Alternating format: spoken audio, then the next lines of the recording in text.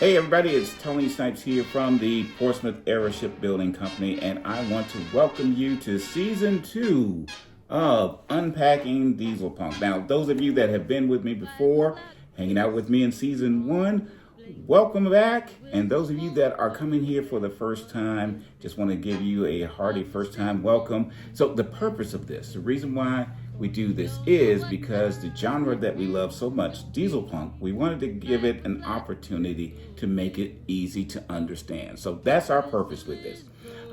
And I always like to start off with at least my preferred definition of Dieselpunk that kind of hopefully makes it at least, in fact, my thought and my purpose with that definition was how can I explain Dieselpunk to an 8-year-old and for them to be able to grasp it. So this is the definition that I have adopted. Dieselpunk is a method of creativity that combines the historic style of the mid-1910s to the mid-1950s with elements of sci-fi, fantasy, and even horror. So that's the definition that I've been bouncing everything that we've talked about in Season 1 about off of, and we will continue to plan with Season 2 based off of at least that perspective of definition. Of course, feel free to chime in with your own thoughts on all of that because this is all about discussion and communication. I want to see what you think about it. If you think I'm totally off, if you agree, if you disagree, you are welcome to just add that in the comments. So, to jump into episode 1 of season 2, a couple months ago, I sent out to everybody that if and when we started our new season, give me some topics that you'd like for us to tackle. And thank you, Jason. That's Jason O'Connell, who had sent in a topic for discussion. And Jason said he wanted to discuss what he calls the villain problem. So here's what Jason means by that. Jason says most Dieselpunk entertainment products have the same villains. And he puts in parentheses, you know the one. So I'm going to assume Jason means Nazis and maybe mad scientists, but that's what Jason says, you know the ones, you know who they are. So Jason continues to say, is it possible to make a Dieselpunk story without these villains? And how would you do it? So thank you, Jason, again for submitting your question, and let's go ahead and tackle that. So, first of all, let's just break this down. Again, I think Jason is talking about what I call the usual suspects when it comes to the antagonists in many Dieselpunk stories. And they typically are Nazis or Nazi-like armies and the leaders of those armies or the mad scientists. And let's use an example. So 2 movies that we all know and love when it comes to giving folks examples of Dieselpunk. First one is, you know where I'm going with this? Sky Captain and the World of Tomorrow. Now, that was an interesting one because it is one of the definitive versions or examples of Dieselpunk. It actually does not have that Nazi-like army. It's got a robot army. And it's been a while since I watched that, y'all. So, chime in with any other things that we need to add to that. But it is the main antagonist is a mad scientist that wants to kind of take over everything and take over the world. But another one that is a great example is Captain America, the First Avenger. And especially because it takes place during World War II, obviously the initial enemy is Hitler and the Nazi army.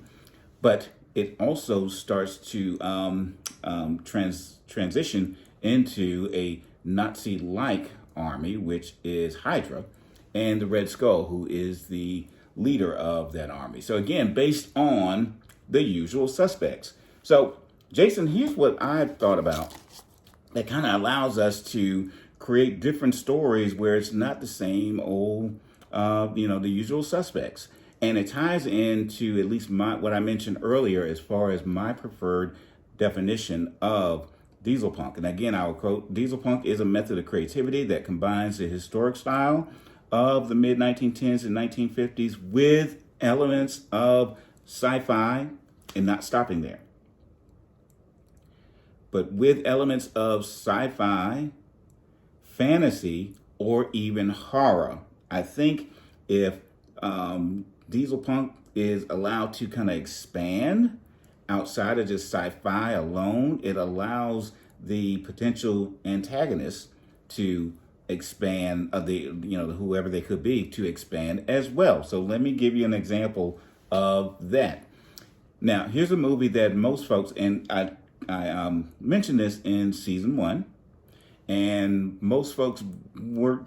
This was probably the first time that they had considered this particular movie a Dieselpunk movie, but at least they kind of get where I'm coming from with it, especially with this definition. I'm talking about Fantastic Beasts and Where to Find Them from the Harry Potter franchise, and starring Eddie Redmayne.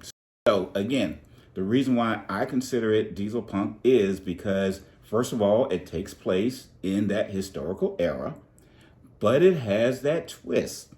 And that twist in this case is not sci-fi, but that twist in this case is fantasy.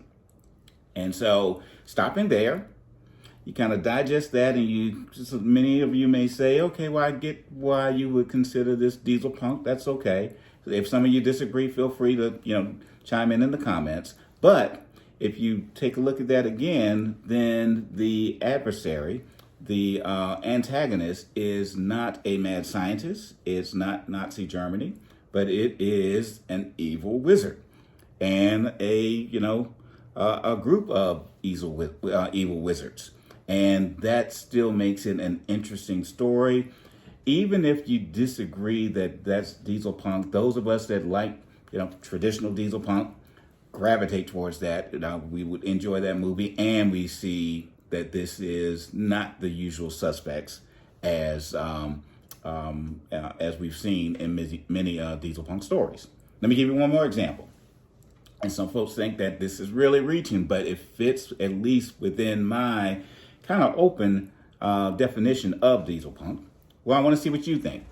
And that movie I'm going with is the 2005 version, I think it was, of King Kong. Yes, 2005 of King Kong, which was based on the original film. So it takes place in 1933.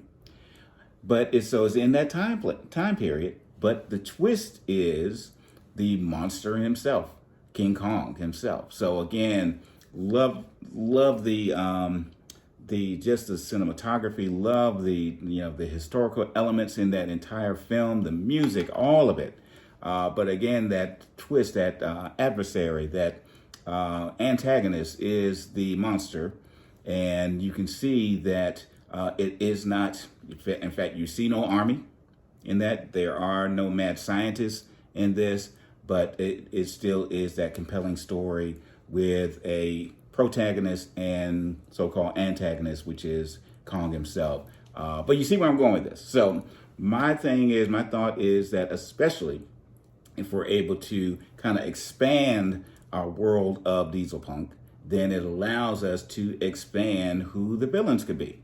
And it does not have to be the usual suspects. So post your comments and let me know what you guys think with this. Give me some examples of, of something that I have not mentioned here, but also give some ideas that you can share with Jason as well as the rest of us of how can it be someone other than the usual suspects.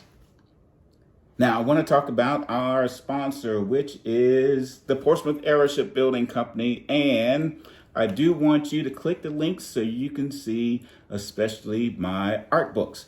Now, the newest art book that I have is the Relic, and you can see it here. It is something that I've taken to just kind of tell the story of the AeroCycle project that I did not too long ago, and wanted to give you the opportunity to get the art book that helps tell the story of how I came about with the idea, as well as an interesting twist in the storyline that ties everything into the history of the Portsmouth Airship Building.